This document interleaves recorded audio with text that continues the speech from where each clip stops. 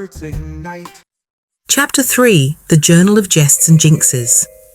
As the four friends huddled around the journal, its pages whispered tales of yore, each word a tantalizing morsel of intrigue that tickled their imaginations like a feather on the nose.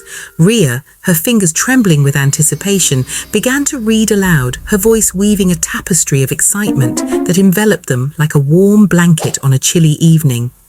"To whomever finds this journal," she intoned dramatically, her eyes sparkling with mischief, "know that you have stumbled upon a repository of secrets, riddles, and the occasional prank. For I, Percival P. Pumpernickel, was not just a mere student of this esteemed institution. I was its greatest trickster, the jester of academia." Karina snorted, nearly choking on her cappuccino. Percival P. Pumpernickel, what a name! Sounds like a character from a children's book. Or a fancy pastry, Lance chimed in, his grin wide as a Cheshire cat's. I can just imagine him prancing about in a tutu, throwing cream puffs at unsuspecting professors. Rhea continued, her voice a delightful mix of seriousness and humour. "During my tenure, I devised a series of jests that would make even the sternest of heads chuckle.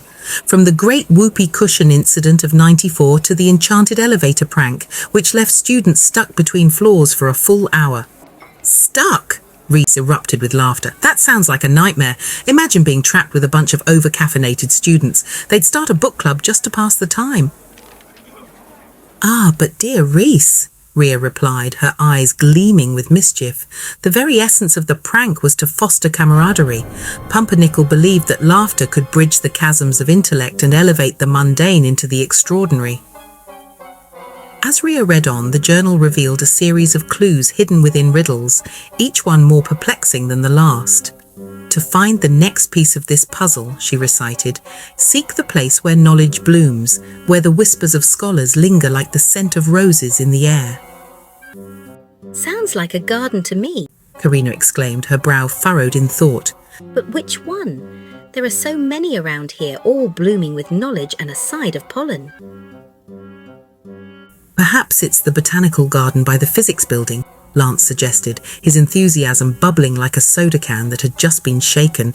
"I heard they've got plants that can outsmart even the brightest student."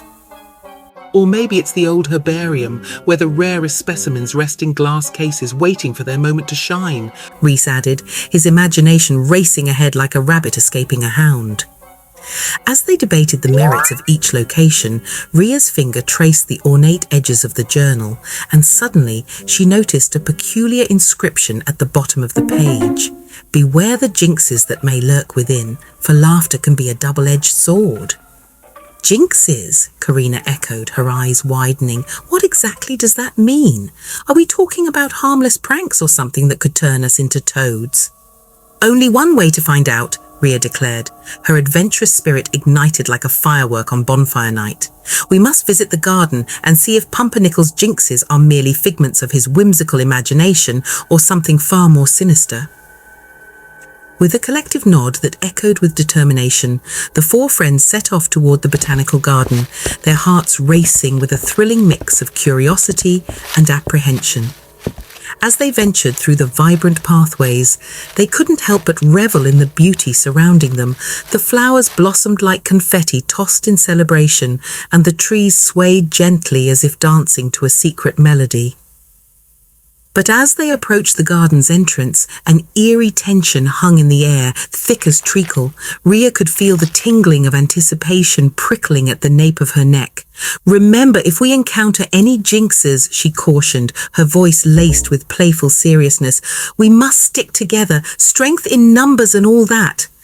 Oh, absolutely, Karina replied, her eyes twinkling with mischief. "And if we turn into toads, I call dibs on being the most glamorous one."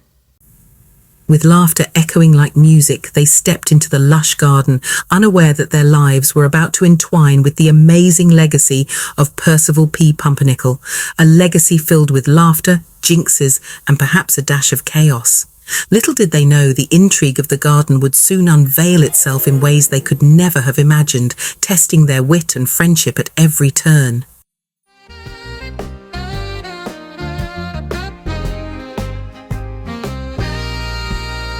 Diamond stories where birds ignite. From reports to diaries, our stories take flight, with vocabulary gems and plots so grand. We'll transport you to worlds across every land. Get ready to listen to stories to ignite your imagination, where each story